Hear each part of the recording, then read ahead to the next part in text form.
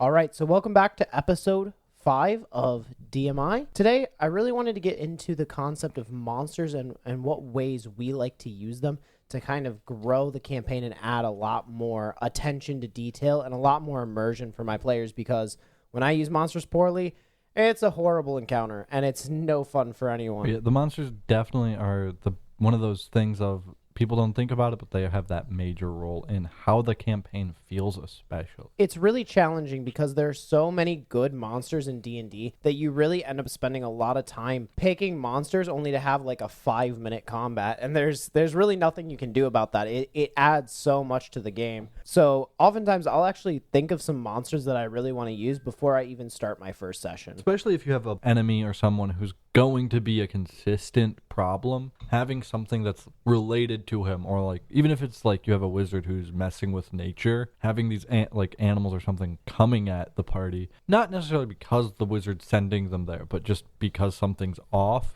can help theme that world a little better and make sure it makes sense. Obviously, theming is something that we could go into for hours, and I'm sure we will very shortly here. A big thing for me, and this is a lesson I learned very early in my D&D career, was paying attention to resistances and damage and not the CR. I mean, we've mentioned it briefly in a couple of episodes, but CR is probably the most messed up system in D&D. I don't know if you agree with that, but that's definitely my opinion. I don't look at the CR for a reason, because I know it's just not going to work out too well. I mean, there are CR half monsters that can TPK a level 5 party pretty easily. And then with how the system's set up, that should be basically impossible. Well, the thing that I think is crazy is CR bases it off of how much XP you're supposed to be giving them, more than your party at least, versus how many resistances these monsters actually have.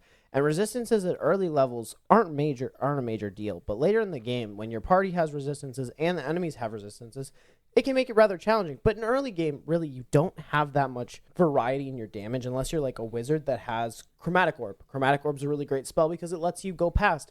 But if it has a resistance to magic, it's kind of rough for that sorcerer to even get some varied damage. Yeah, and like if you're playing a fire wizard or something, like who's only going to be using fire and this one damage type because that's their thing, especially at those early levels, if you put something that's like just immune to fire or resistance to fire, not thinking about it, it causes those. That player then doesn't feel like he's in the game anymore. Yeah, and that's why actually the first thing that I check whenever I'm deciding a monster for my campaigns is I actually go through and I check the resistances first. So I think the most important thing that you need to consider when you're trying to make a combat more challenging for players is multi-attack. When you're doing a single monster against a whole group of people, it's no fun if they can only take one action per turn, unless it's going to be an ungodly amount of damage. And even still, I feel like a lot of small hits feels better than a couple large hits because you're less likely to hit a single person and send them down. Because if you lose a single member of your party, combat becomes really quite challenging. Yeah, like in some of those, like if we're looking at the multi-attacks, some of those monsters who have 3 or 4 attacks also just are devastating, but then you only put that there. So those attacks are really important for how that combat is going to feel. One creature with like 4 or 5 attacks, like a dragon or something, is going to be, you don't need anything else there because you already have 4 attacks coming at the party every single turn. But if you have, like 5, 6 goblins or something, they're only going to stab one. For example, those astral elves that I use in Cosmic Inspiration they can target all of their damage because they only get 1 or 2 hits per turn. They hit your character twice and they're running that radiant damage. They burst you down super quickly. Then the turn economy is in the favor of the monsters. So I feel like multi-attack is a actual really good way to balance early level campaigns because you can kind of spread out the damage amongst your party. You're much less likely to just knock someone down and put the turn economy in the favor of the monsters, which is very important. Yeah, and especially early because you don't have, your 27 ACs and these like ridiculous high levels yet. Having a lot of small things like hitting, so like if you have a goblin with 3 attacks but he's adding nothing, is going to make your tanks feel tankier, your damage dealers feel more like they do more damage. Even though they're not doing anything more or less than they should be, it just feels more satisfying for those players to actually experience. Especially with like a boss, the first person going down is going to most likely be your tank or one of your big damage dealers, which then means everyone else is either vulnerable now because you don't have your 100 health wall, or not gonna get the boss down because your 100 damage a turn from your wizard isn't there anymore. You gotta spread the love of damage to every single member of the party, as not necessarily everyone, because like your wizard obviously is only gonna have like 12 hit points or something silly. So unless your wizard is diving into the front line, don't blow them up, because then that wizard's just gonna be, oh, I'm sitting here while everyone else is playing. Yeah, and actually, my favorite mechanic actually does a really good job at spreading out that damage. I personally am obsessed with the swarm mechanic. I really think it's a fun trait, and I don't think it is common enough in D&D. I think it's a unique idea that you could have like a whole horde of bats coming at you. And realistically, as a DM, it's actually easier to manage because of the fact that you can just roll one attack die and hit for 8% of this large swarm that's coming at them, whether it's rats or bats or something low powered that you can have a lot of. It feels very interesting when bats are like coming and swooping down on the town, and that's not something that you see as much in D&D, I feel like. I don't know. Have you seen that pretty commonly? I haven't had any DMs use it. I've used it before. It wasn't like a tiny guy, but I did a zombie as a swarm, which I felt was more fitting for zombies because they tend to just mob in like most media. So I wanted to do something a little different than just, there's 10 zombies, go fight them. Yeah, and I like that idea. My issue with doing it with zombies is I like having something a little smaller. I want the undead to feel really scary. Like if I'm using an undead, it's because I'm trying to scare you. That's why my undead are hardcore. But I would like to reiterate, my undead are very much homebrew. They follow a lot more along the lines of old D&D, for those who know what old D&D was like.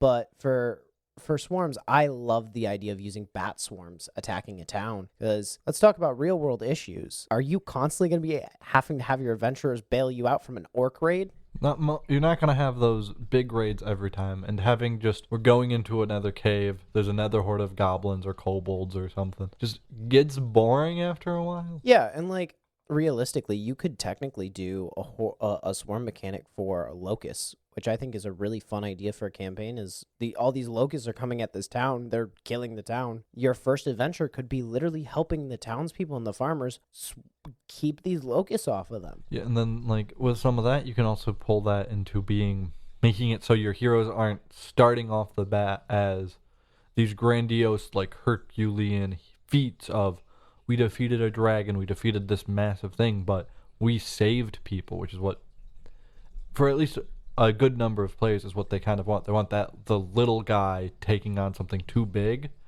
but just starting on the too big without anything scaling up towards it kind of feels just unsatisfying for it. And I would say there's definitely some things you can do in the early level to make it feel a lot more satisfying, because your players, a lot of them, unless you have like that evil player that just wants to cause chaos, they want to be a hero. Like if you want to be a folk hero, the easiest way to do it is go save the village from a small disaster. It doesn't have to be major. And I think that's where even I sometimes fall into this trap of, oh my god, you have to go and fight off a whole bandit camp at level 1 or 2. Good luck. Rather than just, bats have been swarming your town lately, or locusts have been coming in and eating all of the food, and you have to go in and repel them. And if you have a druid, that can be a really great time for them to shine. Because oftentimes you need to start a quest somewhere, and whatever, especially if it's a smaller area and you're not in like the big city of whatever setting you pick, the like bartender, whoever's just giving you quest information, isn't going to just have off the rip, well, here's 12 bandit camps for you. It's going to be, well, this is a problem we're facing if you want to go help deal with it. And stuff like that. The locusts or the bats can kind of fit that smaller adventure feel while still being something significant to the world. Now, with smaller monsters, especially later levels, I do enjoy using them. And a way that I oftentimes will balance them is I'll toss in status effects like bleed, exhaustion, paralyzes, things that are relatively devastating into my damaging abilities. Which of those do you personally think is the scariest? Because I know what I think would be the most terrifying. So for the like status effects, I always find the ideas of these creatures making the party tired and exhaustion one of those it fits because you're not going to be fighting 2 goblins. You're going to be fighting like 20 goblins or something silly. And by that point, just by the sheer number of times you're swinging your sword or casting your spells, you're going to start getting more and more tired, and each goblin is going to feel like a bigger feat to fight than the last. So like that exhaustion level can be one of the, not necessarily scariest, but most impactful for the encounter. See, for me as a player, the one that I find the absolute most terrifying and I try to avoid as much as possible is I am terrified of bleed. Bleed and paralyze are the two mechanics that I think if you toss them on a spell or an ability for a monster, you could take a wolf, which is what, if I remember correctly, a CR 1 or 2 monster. Yeah, something super low. And if you give a wolf bleed on its claw attack, I don't care if you're a level 8 character, 8 fighter, you're going to be afraid because that's going to compound. And that ticking damage can really be quite devastating. Paralyze is the one that I would say, though, is far worse. Anytime you're being paralyzed, it's nearly impossible as a tank, because if they paralyze you, they just go around to the magic casters. Yeah, and especially if it's not just a unintelligent, like wolves might just, if they could paralyze you, jump on the thing that's not moving and take it out of the fight. But if something more like a lich's horde or something like that, that's going to have some semblance of planning and like a method, they are just going to ignore the tank now. It's out of the picture. It's out of that picture form. So why wouldn't they just go at the thing that's still shooting them with arrows or magic? And I would say one that you can add paralyzed to that's kind of scary is you can give goblins like a lightning sword or a staff where they can fire these kind of electrical things, and it adds a lot, especially if you have that be like a magic item that the goblins stole. The only fear with that then is those goblins are more intelligent than a wolf, and they might just be intelligent enough to shock down the tank and run behind to the wizard. And I play mostly spellcasters. I am going to be begging for my life if that's happening, because I need that tank. Yeah, and I tend to play evasive characters who would just, either like Misty Step or something to get out of those positions, they're not going to be the ones who are targeted, because they're going to be like just a warlock shooting an eldritch blast at them or something small like that, as opposed to your devastating casters whose whole plan is to devastate the enemy. And by giving those goblins the opportunity to like steal from someone, it also can increase their threat or build into whatever world you want them to be in as a plot device of, oh, we beat these goblins now, and oh, they had this magic sword. Whose was it? Yeah. And I would say for me, a big thing that I want to mention, and this is actually more of a question because I've done a lot of talking. Do you start off picking your monsters or planning your encounter? Like, do you build the encounter around the monsters or the monsters around the encounter? So for me, that depends on it's dependent on what the encounter's purpose is. If it's a just story, usually that encounter is going to build whatever the enemies are. But if it's supposed to be your big fight or some feat they have to surpass, the monsters are what matter in that situation. So if you're in a town, and for a campaign I've been working on, there's a spot where a bunch of people are attacking a town to force the party to go somewhere for the plot reasons. Those enemies as individuals aren't going to be doing much, but they are there, and they are going to be kind of overwhelming. Whereas somewhere else, where the enemies are what matters and not as much the setting anymore, each of those enemies has a role to play in the fight. And I'll say, straight up, I usually actually plan my setting first, and then after that, I will actually plan my monsters before I plan my encounters. Because what I like to do is I like to find monsters that I find interesting and I think would be rewarding for my players to fight against. And then once I have made those decisions as to what I want my players to fight, I will actually go and sit down and I'll research what kind of layers they like to live in, where they like to be, so that my players can actually fight it and it be more of a realistic situation. Yeah, especially if I tend to go from what I want the theme and plot to be, and then down to those encounters and what my major story beats are going to be. And by picking that theme of if I'm doing a high fantasy, the gods are important type of campaign, they're going to be these mythical monsters just based on the nature of where we are at in the world. But then, like, for instance, just a kind of classic example of world down to what I want my story beats are. So if I'm doing like a high fantasy something with like the Greek gods, I'm going to be, if I want something like a giant feet, I'm going to be find something that's interesting. So either like a sphinx for like a Greek theme, a minotaur, and the minotaur always is in a labyrinth. So then either that minotaur is what matters in that labyrinth, or it's the labyrinth itself for what the plot needs to progress through. So if the goal is get through the labyrinth to the other end, then the minotaur is second. But if the goal is to fight the minotaur and defeat it, then that's what matters for that encounter to me. So is your goal usually to focus more on the combat or the story? So I want the story is always going to be what matters the most in any situation, but I want the combat and the encounter to be interesting. It's not fun to play a campaign where you're just charging into a horde of enemies over and over and over again, but having those encounters where sometimes your goal isn't necessarily to even fight the enemy. If you can just get past them through this checkpoint or whatever, that's what matters in that encounter, and it makes it a little more dynamic than just the monsters fighting. Okay, so I'm going to ask you a question. If you were to give a new DM advice on testing their homebrew monsters, what would it be? So for the homebrew monsters, what I've always done is I kind of just throw them in, and I'm like, oh, this is an interesting idea. We'll see how it goes. And then I modify during it, which is a little bit of like just knowing how the combat needs to move. So if you have like a new enemy that you're trying to build, and he's kicking the party, you can include something to make that enemy either step back off. You can always just like the easy one, which whether or not it's fun is up to your own interpretations, is the classic cutting the health.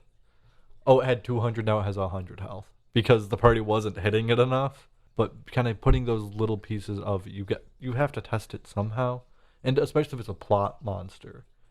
You don't want the party to know it's coming to them necessarily, so you can't. Unless you have two groups, then you can test with one group and put it in with the other, which is, whatever. But that's actually closer to what I prefer to do. I actually run fight nights, and so I have a large group of D&D players where I'm lucky enough that I can say, hey, I'm going to grab the four of you, let's do a fight night, and I'm going to toss my homebrew monster that I want to test in midnight while they don't know it, and then later, like a week or two later, my actual campaign will receive it, and usually they are not pleased when they receive something that is a monstrosity. I have never been gifted enough to have like enough people to do that with.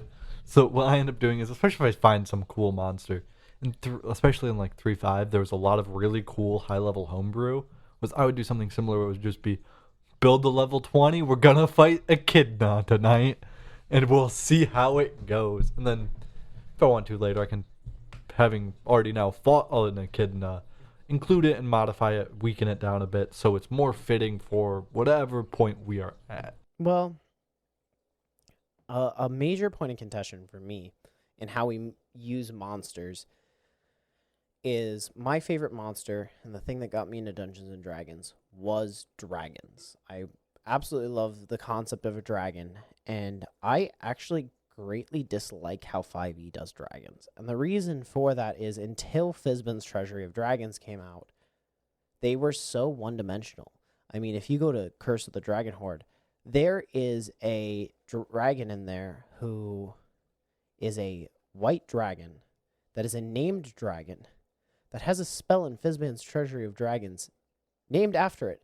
That I sent you a picture of that when I found that last night. That thing is insane. It encapsulates everyone in ice and sets their movement to 0. It has no spells in Horde of the Dragon Queen, and I greatly dislike that fact that I feel almost like we have gutted the undead and dragons and beholders too much from previous generations. Like before, They were definitely too strong, but now they are way too weak. And that is my stance. What's yours? So I think dragons, because of how not well, but like often they're seen in just everywhere, they were going to be toned down a lot to make them fit wherever you want them to. You can just plug a dragon in somewhere. But it does kind of detract from the full experience of like fighting this giant monster that's out to hunt you down or kill you, especially in the Horde of the Dragon Queen, where, and I think like the first third of it, there's not really a big dragon encounter that you have. Like I know there's a like swamp dragon out that you can see, but there's no like necessarily like actual dragon fights. Yeah, most of that comes in the Rise of Tiamat, which is the sequel. And I will say dragons are like really, I'm going to be doing a book review of Fizban's Treasury of Dragons over on our YouTube channel because I think it is such an impactful book.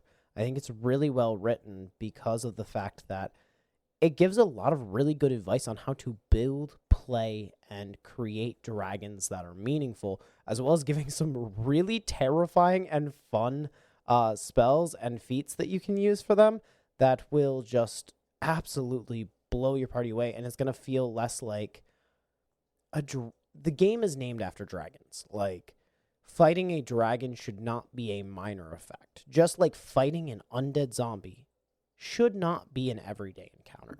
That should be something that is truly meaningful. That's my stance on it, and I really don't know how many people kind of share my mentality on that. I think the especially dragons and undead have been toned down a lot from where they were before with their threat level and how scary it was to see them. But I do also think it's useful for them not to be as bad, because a undead who just is going to sap your life slowly through non-traditional means is one of the scariest things possible, and that could have been worked to still exist in the world, but not one shot your wizard for not being strong. Yeah.